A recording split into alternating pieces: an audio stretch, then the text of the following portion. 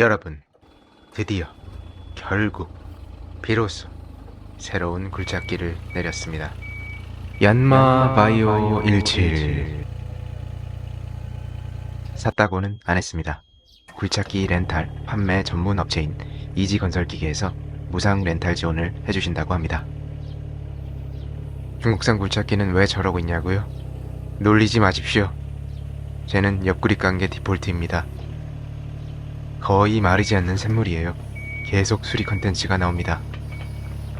무슨 일인지는 나중에 영상으로 업로드 하겠습니다. 바로 현장 투입 일해봅시다. 사실 체급도 체급이고 베스트셀러 제품이기 때문에 성능은 말해 못하겠습니까? 근데 효율이 좋고 일 잘해도 작업 시간은 변하지 않더라고요. 왜냐고요? 인간의 욕심은 끝이 없기 때문입니다. 자세한 것은 이따가 살펴보기로 하고요. 여러분들은 굴착기 렌탈을 해보셨나요? 저는 처음 경험해봤는데요.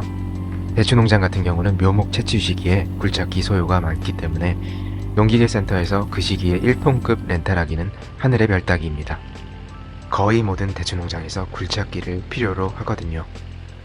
기사님을 부르기도 하고 렌탈 전문 업체를 이용하기도 하는데, 렌탈의 경우 최신 장비에 정비가 잘 되어 있는 상태이기 때문에 다른 걱정 없이 기름만 넣고 막 굴려도 된다는 점이 매력입니다.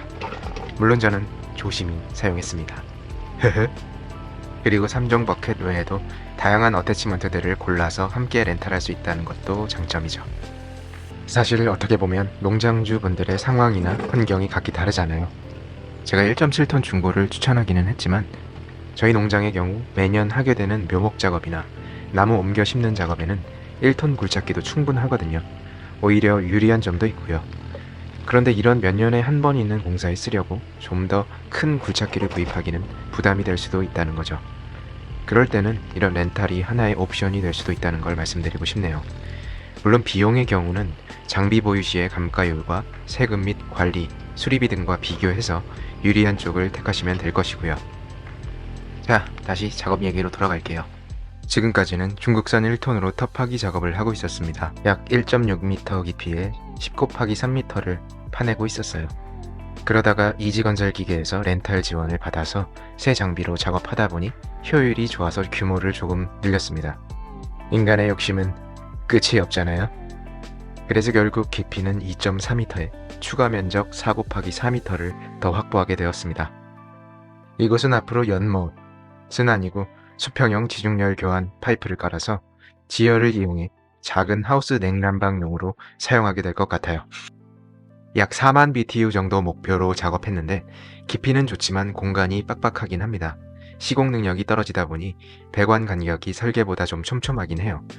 어쨌든 조금이나마 효율을 높이고자 스파이럴 코일 형태로 매설하기로 했습니다. 또한 염려되는 부분은 5개의 코일이 너무 밀착해 있다는 것인데요. 간섭으로 인해 효율이 너무 떨어지면 두 번째, 네 번째 코일은 포기하고 간격이 떨어져 있는 3개의 코일만 사용할 계획입니다. 저는 아시다시피 전문가가 아니라 일반 농민이기 때문에 개인이 할 수 있는 정도에서 간단히 시공 방법을 말씀드리면, 수평형 지중열 배관 타입은 주로 슬링키라고 하는 평면 타입이 시공이 간편해서 많이 사용되는데요. 2차원 평면으로 이런 식으로 모양을 짜서 바닥에 깔고 그라우팅 시멘트와 같은 공급률을 줄이고 열 전도도를 높여주는 물질을 배관 주변에 부어주고 흙을 덮어 마무리하게 됩니다.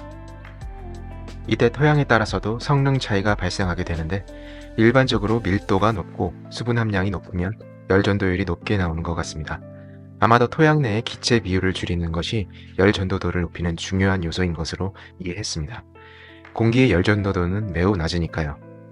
이것의 경우 바로 뒤에 있는 산에서 내려오는 물이 흘러들어오고 있고, 불착하면서 나온 점토성 토양을 따로 모아서 지중열 배관의 대메우기용으로 사용하였습니다.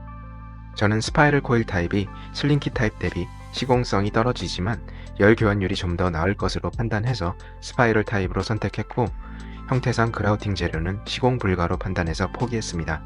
톤 단위로 부어야 하니까요. 스파이럴 코일 타입으로 배관을 까는 방법은 간단합니다. 우선 배관을 풀어서 위치를 잡고 피치 간격을 조절해줍니다. 피치는 코일의 직경 대비 1대1 정도가 효율이 좋지만 공간 상황에 따라서 조절해가면서 케이블 타이로 쇠 파이프와 리턴 라인에 고정하고 쇠말뚝으로 위치를 잡아주는 식으로 시공했습니다. 아무래도 시공 능력이 떨어지기 때문에 설계값보다는 확실히 피치가 줄어들긴 했습니다. 실수도 많았고 암튼 개고생했네요. 배관 작업이 제일 힘들었습니다. 원래는 되메우기 작업 전에 누설 테스트를 해야겠지만 넘어갑시다. 제발. 나 너무 힘들어요. 여기까지 지중열 배관 작업은 마무리가 되었고 다음 주에 되메우기를 마무리하면 될 것 같습니다. 솔직히 부족한 점이 너무 많이 보이네요. 해외에서는 이런 식으로 DIY 설치하는 걸 영상으로 많이 봤는데 과연 쓸만하게 작동할지는 차차 지켜봐야겠습니다. 고려해야 할 점이 상당히 많은 어려운 작업이었습니다. 다시 배관 작업 전 굴착 장면으로 돌아왔는데요. 오른쪽을 보시면 위쪽 하우스가 설치될 부분으로 연결되는 1.2m 폭의 통로를 만들었어요. 일종의 버퍼 역할도 하고 공급 라인과 환수 라인의 간격을 띄우는 역할도 하게 됩니다. 파이프는 HDPE 이중관을 사용했고 직경은 내경 기준 20mm를 사용했습니다. 장비를 무상 대여해 주신 이지건설기계에 다시 한번 감사를 드리고 다음 주 중으로 작업 마무리하고 또 다른 영상으로 찾아뵙겠습니다. 지금까지 시청해 주셔서 감사합니다. 옆집 누렁이였습니다. 좋았다 누렁아.